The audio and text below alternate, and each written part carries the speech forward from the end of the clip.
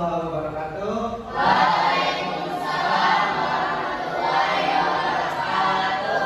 Selamat siang semuanya. Iya. Bagaimana kabarnya? Alhamdulillah luar biasa. Allahu Akbar. Yes. Oke, terima kasih telah hadir pada mata pelajaran kali ini. Pertama-tama di sini saya mau absen dulu atas nama Alif, Elisa, Ananda, Andika, Anissa, Ertina, Ilyas, Insan, Kamila, Lailatul, Najib, Narendra, Neng Evi, Siti, Fernisa, kemudian Syifa. Oke.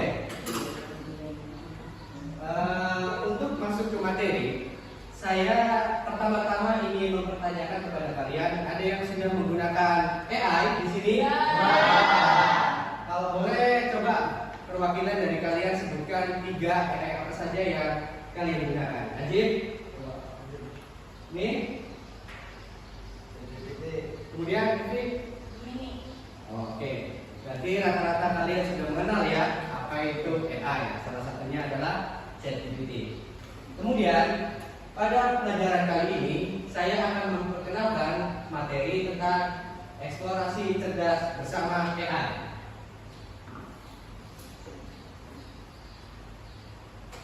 Slide selanjutnya. Apa itu kecerdasan artifisial? Kecerdasan artifisial atau AI yang kita panggil adalah kemampuan mesin atau sistem komputer untuk meniru kecerdasan manusia, seperti memahami bahasa, mengenali gambar, dan membuat keputusan. Kemudian, tugas utama dari AI itu ada 3. Pertama, untuk mendeteksi, yaitu AI digunakan untuk mendeteksi atau mengenali objek, pola, suara, atau teks dalam data. Contoh, pada kamera HP yang bisa mendeteksi wajah. Jadi kalian misalkan buka kamera, di situ ada auto focus. Dan itu sudah termasuk pada deteksi AI. Kemudian di sini ada Google Lensa yang bisa mengenali gambar. Kemudian ada klasifikasi. AI ini dapat mengumpulkan data ke dalam kategori tertentu. Yang kemarin sudah saya bahas, kalau misalkan di sini ada gambar apel, kemudian ada gambar jeruk, dari gambar tersebut AI dapat memberikan kategori masing-masing. Jadi misalkan ada gambar apel nih, nah berarti di data itu sudah disimpan gambar ini tuh bentuknya apel atau jeruk. Jadi ketika di scan dia bakalan sudah masuk ke tempatnya masing-masing, diberi kategorikan. Kemudian ada regresi. AI ini dapat memprediksi nilai numerik dari kontinu berdasarkan data.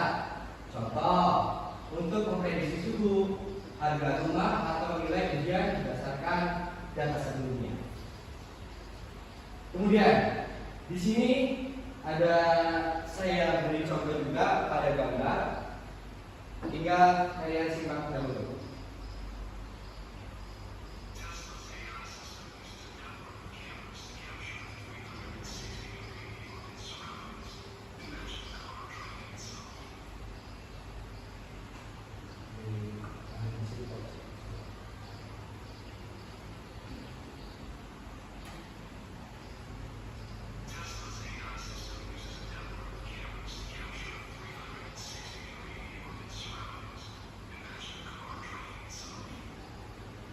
Ini deteksi ya, termasuk deteksi ini.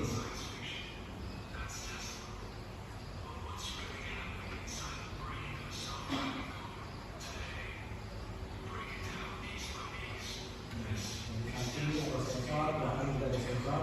Jadi nanti ini dilengkapi oleh sensor pada gambarnya. Di depan ada sensor, di samping, di belakang, di depan juga deteksi gerakan di depan, jangan sampai mobil tersebut belakang. Nah di sini ada sistem parkir di sini.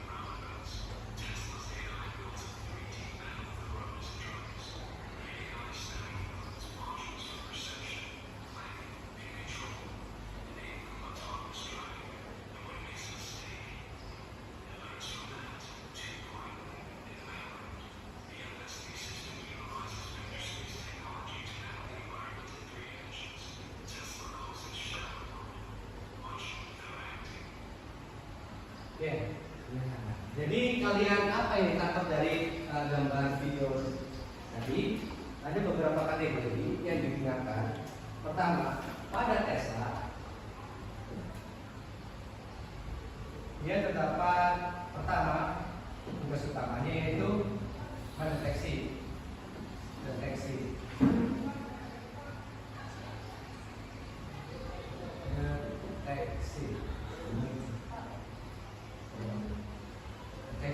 terus apalagi di situ? Klasifikasi. Kedua adalah klasifikasi dan terakhir adalah regresi. Nah, apa yang mereka deteksi? Bukan mereka, tapi apa yang dapat Tesla deteksi selain mobil tadi? Warna, lampu lalu lintas, terus ada human, nyebrang, kemudian ada lagi sistem parkir, yaitu ya kalau misalkan kalian menambahkan sensor, berarti dia kalau misalkan alam apa sih kalau misalkan itu, nah lucu tuh, nah dia juga bisa membaca. Terus ada lagi, kalau misalkan saya tanya, sensor Tesla bisa nggak membaca dari garis jalan? Kalau misalkan ada nyebrang tuh, kan garis-garis itu bisa nggak? Nah, tentunya bisa jika dikembangkan. Kemudian ada lagi kategori. Jadi Tesla juga butuh data-data, semakin banyak jumlah sensor yang memperoleh data. Contoh, tadi ada traffic light, nah, mereka masuk ke kategori. Jadi semakin banyak jenis yang sensor dapat baca, maka akan semakin maksimal sensor itu melakukan tugasnya. Terus ada lagi regresi. Regresi itu apa? Regresi itu kalau misalkan kita melihat dari banyak yang jumlah data, regresi itu mirip dengan kemampuan sensor dalam melakukan prediksi. Contoh, kecepatan mobil yaitu 30 km/jam jangka waktu 30 menit. Nah, untuk mencapai kantor tersebut dengan jarak tertentu berapa lama? Itu yang namanya regresi. Kalau misalkan ada pulpen. Kalau misalkan contoh, di sini ada grafik. Kalau misalkan di sini itu Y dan ini X, titik awal enggak ini salah satu murid teladan enggak itu oke, kemudian juga. Kemudian di sini ada nilai bro. Kemudian di sini ada jangka waktu. X itu kalau misalkan kita anggap yaitu jarak ya, jarak 15.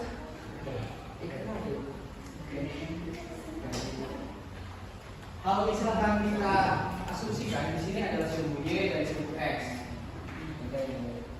nilai regresi merupakan 10 km/jam. Jangka waktunya berapa di sini? Misalkan 30 menit. 30 menit. Nah, untuk mencapai T ini ditanyakan kantor. Berapa waktu yang dibutuhkan? Nah, ini rumusnya adalah Y. Kalau bisa kita panggilin aja, lebih gampang. A, B, dan ini adalah C. C sama dengan kalau ini tadi AX tambah jadi rumusnya seperti ini. Itu yang digunakan sebagai rumus regresi. Kemudian untuk next slide, di sini ada contoh dari perangkat AI yang populer. Kalau kalian bisa menyebutnya itu AI yang paling sering berumur ya. Tapi ini namanya AI, Artificial Intelligence. Yang tadi sudah saya sampaikan ada Google Lensa, ChatGPT, Grammarly, Camera AI dan Voice Assistant. Nah, di sini ada Google Lens berfungsi untuk mengenali objek dan menerjemahkan teks pada gambar. ChatGPT menjawab pertanyaan dan membantu kalian dalam menulis. Kemudian Grammarly yang sering digunakan ini untuk parafrase dari bahasanya itu sendiri. Nah, kalau kalian skripsi maksudnya ini pakai Grammarly, mengecek kata bahasa dan kata itu biasanya. Kemudian ada kamera AI mengenali wajah dan fokus otomatis. Ada voice assistant yaitu menerima dan menjalankan perintah suara. Nah, next, tujuan belajar kali ini menjelaskan pengertian dan manfaat dari perangkat AI, memberikan contoh penggunaan perangkat AI dalam kehidupan sehari-hari. Kemudian yang terakhir adalah menyusun deskripsi memanfaatkan AI secara mandiri. Kemudian untuk aktivitas siswa di sini, siswa mengamati perangkat AI yang diterangkan dari guru tadi. Kemudian untuk selanjutnya mengerjakan LKS yang sudah disiapkan. Selanjutnya adalah menulis deskripsi pemanfaatan AI dalam kehidupan belajar. Dan terakhir adalah beberapa siswa nanti akan mempresentasikan hasil dari kelas. Jadi dari hasil yang kalian kerjakan di LKS, perwakilan dari kalian saja, dua laki-laki, satu laki-laki, satu perempuan, 2 orang saja. Nah, kemudian di sini ada refleksi dan bentuk. Jadi ada beberapa keterkaitan. AI itu tidak dapat menggantikan manusia, hanya kita itu bisa berdampingan dengan AI. Kalau misalkan kayak pelajaran kemarin saya itu kalian ada buatan lingkaran, berarti kalian itu posisinya di tengah sebagai pengatur dari AI itu sendiri. Tapi jangan salah, jangan sampai kalian itu AI, nanti kalian bakalan tertinggal. Itu pesan saya. Jadi yang terakhir adalah gunakan teknologi yang bijak dan tanggung jawab. Maka di sini ada LKS, tinggal kalian kerjakan, isi, kemudian perwakilan dari kalian harus contoh.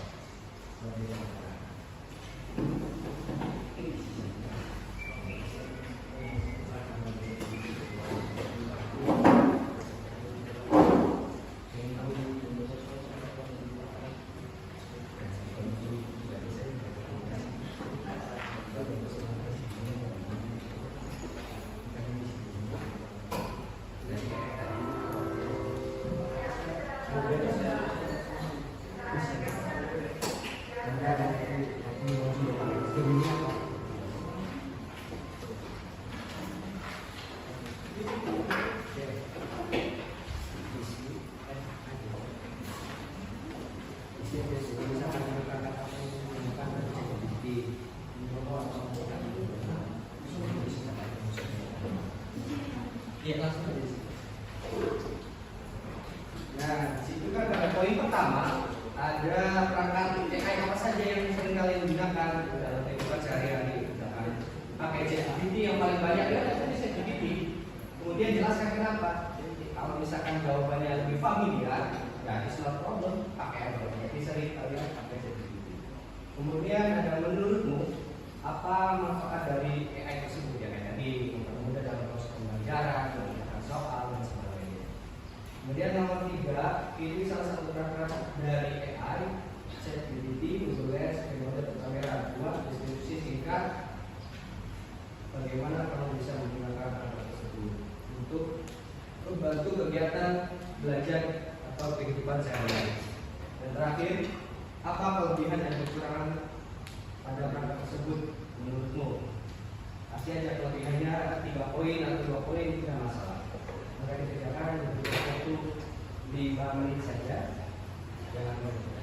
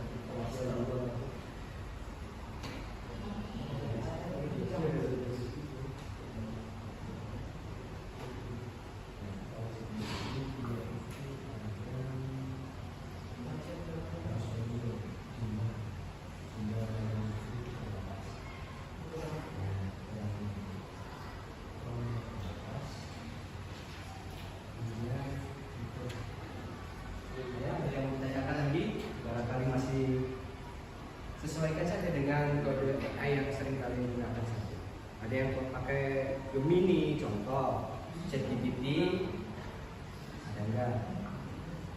Ya, nanti sampai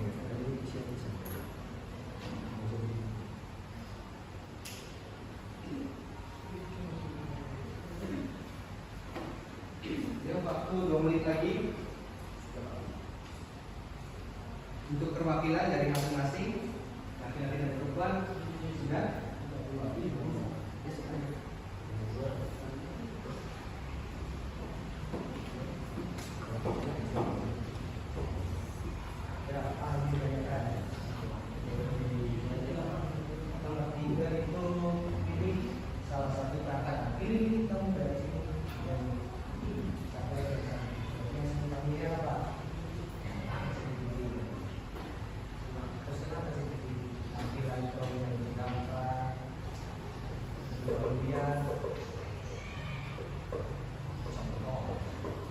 Yang lebih bagus, kalian juga sering ngebandingin nggak antara prompt dari setiap AI? Contoh dengan ChatGPT, yaitu promptnya terstruktur, contoh sama buatkan saya apa. Kemudian kalian bisa pakai Gemini, posisikan Anda sebagai siswa prompt. Kemudian buatlah modul ajar dan sebagainya. Kalau misalnya kalian tadi buatlah soal apa ada. Jadi setiap kode AI itu adalah dengan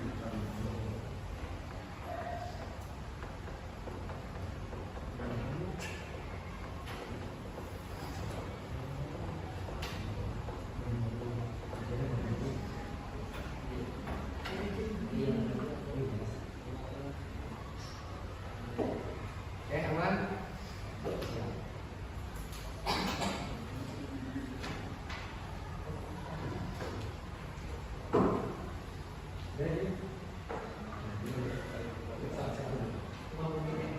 Masih ada waktu 1 menit lagi.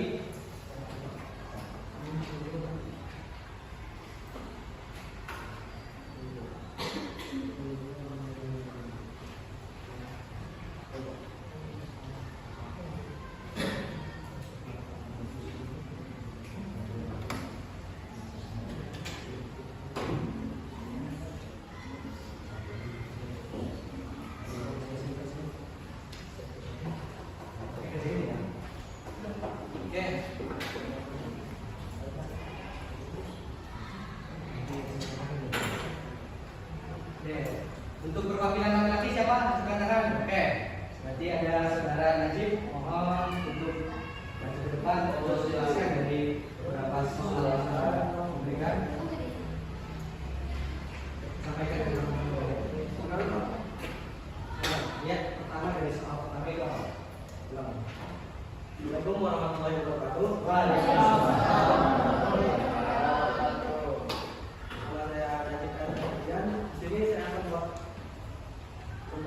Yaitu topik tentang pemanfaatan AI dalam kehidupan sehari-hari. Jadi sudah dijelasin kali ini. Itu satu, perangkat AI apa yang pernah kamu gunakan? Saya menggunakan ChatGPT. Dua, menurutmu apa manfaat dari perangkat AI tersebut? Menurut saya itu bagus untuk belajar, tugas, coding, dan AI tersebut untuk memudahkan keseharian kita sehari-hari. Jika yaitu pilihlah salah satu perangkat AI buat singkat bagaimana kamu bisa menggunakan perangkat tersebut untuk membantu kegiatan belajar atau kehidupan sehari-hari. Saya menggunakan ChatGPT karena promptnya yang mudah dipahami, familiar, dan bagus untuk kehidupan sehari-hari. 4. Apa kelebihan kekurangan perangkat tersebut menurutmu? Menurut saya kelebihan saya yaitu efisiensinya tinggi, tidak mudah lelah, dan akurasi yang tinggi. Meskipun banyak kelebihannya, ada pun kurangnya, yaitu kurangnya empati dan emosi, kurangnya kreativitas dan asli. Sekian dari saya. Wassalamualaikum warahmatullahi wabarakatuh.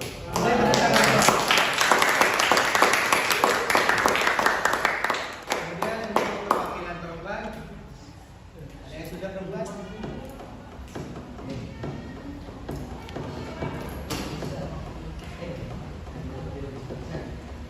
Oke, untuk perwakilan perempuan, ya saya enggak maju.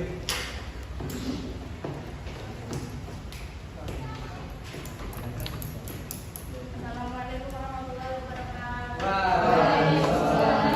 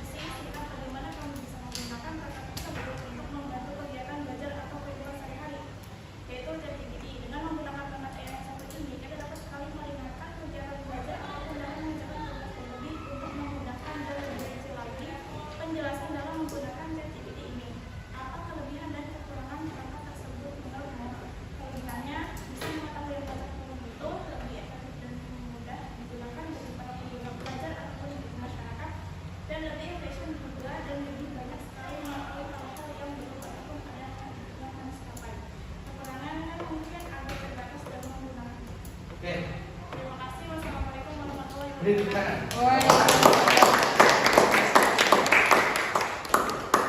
Oke, jadi kesimpulan untuk pertemuan sekarang berarti kebanyakan menggunakan ChatGPT ya. Iya. Oke, dibandingkan yang lain. Padahal AI itu banyak kalau kalian bisa mengembangkan. Kalian bisa pakai Grok, AI, ada lagi yang baru itu dari nah itu bisa. Gimana yang pakai ini ya? Copilot biasa, bawaan. Oke, jadi terima kasih untuk anak-anak yang sudah maju presentasi. Saya cukupkan, nanti untuk lembarannya dikumpulin lagi ya. Nanti kita bertemu dengan mata pelajaran informatika pada minggu selanjutnya. Sekian saya ucapkan, kurang lebihnya mohon maaf. Wabillahi taufiq wal hidayah. Wassalamualaikum warahmatullahi wabarakatuh.